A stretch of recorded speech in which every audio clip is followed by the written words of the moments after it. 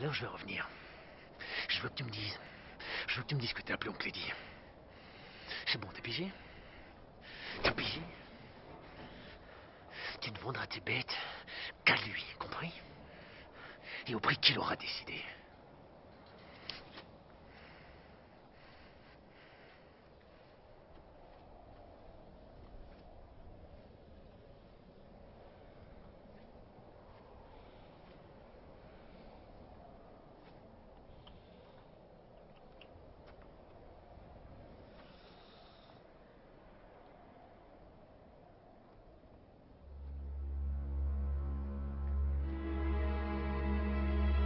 Bullhead est un film belge de Michael R. Roskam sorti en février 2011 en Allemagne et Belgique et seulement un an plus tard en France, le 22 février 2012. C'est un polar noir, sorte d'hybridation entre thriller psychologique et film de gangster.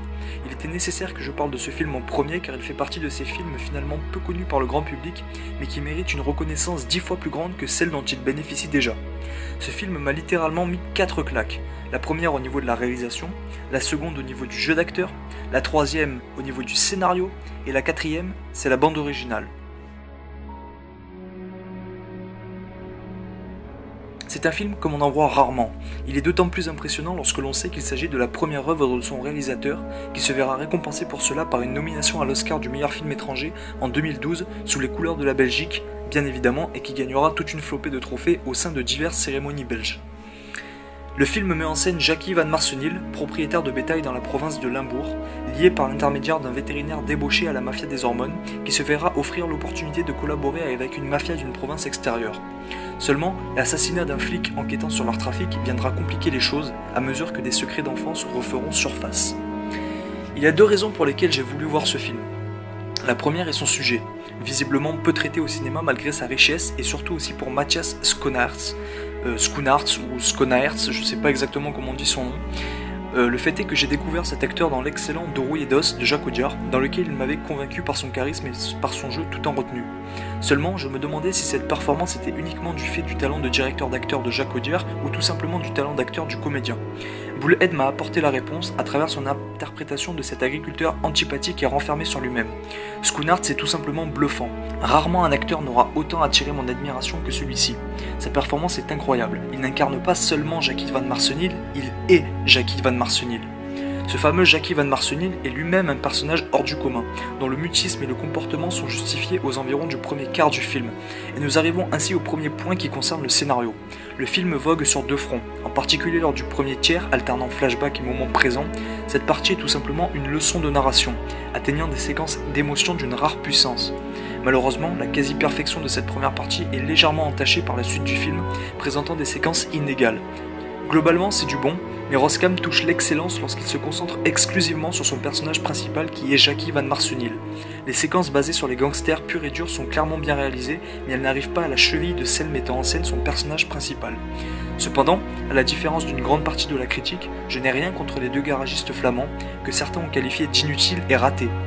J'ai trouvé au contraire qu'ils apportaient un contraste plutôt bien senti avec le ton général du film qui est, il faut le dire, d'une noirceur assez oppressante, ce qui n'est cependant pas pour me déplaire. Christian, quoi? C'est un trou de balle, hein? Ouais, c'est deux trous de balle, ouais. Non, là, c'est un trou de balle. Les seconds rôles sont tous interprétés avec brio, mention spéciale pour Jeroen Perceval et qui incarne Diedrich, le meilleur ami d'enfance de Jackie, obligé de naviguer entre deux eaux tout au long du film car étant flic infiltré. Il devra satisfaire son équipe de travail tout en tentant de renouer des liens avec Jackie. Mais Roskam ne laisse pas reposer son œuvre sur ses acteurs. Il gratifie son film d'une mise en scène absolument impeccable dont la principale force est de créer une ambiance pesante mais surtout prenante, conférant à celui-ci cette identité si singulière qui démarque des bons films, des très bons films.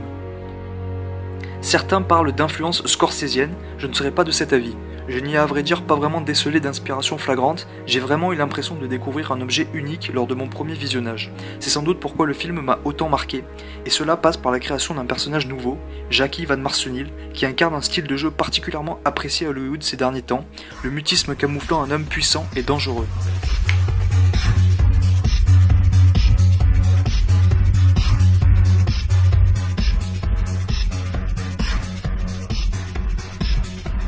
Mais ici, le mutisme ne se suffit pas à lui-même, il est utilisé et expliqué avec intelligence et ne représente qu'un instrument de scénario plutôt qu'une fin en soi. La faiblesse de l'intrigue policière est donc rattrapée haut la main par l'histoire de Jackie, un personnage auquel on finit par véritablement s'attacher. Je ne peux clairement pas passer à côté de la bande originale du film que je pourrais définir par tout un tas de superlatifs, mais mon choix s'est porté sur sublime. Les compositions de Ravkenen sont d'une intensité rare et participent à la tragédie du film en tant qu'acteur à part entière. J'ai rarement entendu une aussi bonne musique de film de ma vie, qui ne sert pas simplement de fond sonore, mais nous rappelle pourquoi la musique est un élément essentiel de l'œuvre cinématographique. Je finirai donc cette première review, un peu courte je dois l'admettre, en vous conseillant 1000 fois d'aller voir ce film, qui m'a laissé bouche bée et que je ne me lasse pas de revoir. Il est initiateur d'une carrière prometteuse, celle de Michael R. Roskam, qui en est déjà à son deuxième film, The Drop, correct, mais clairement pas aussi puissant que Bullhead.